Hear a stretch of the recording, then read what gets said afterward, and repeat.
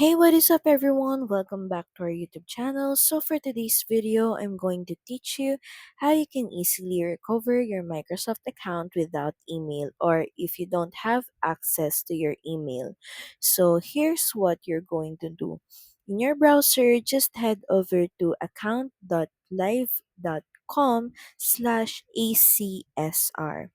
Then from there, just enter the email, phone number, or Skype name you think was used. Then enter a different email address you currently have access to because Microsoft is going to use this to contact you. Then next is just complete the verification steps and submit as much as accurate information as available, your past passwords, contacts, subject lines, and more. So that's pretty much it. Thank you very much for watching this video. I hope that you find this video helpful. And if you do, please don't forget to like, share, and subscribe to the channel. And I will see you again on the next one. Bye!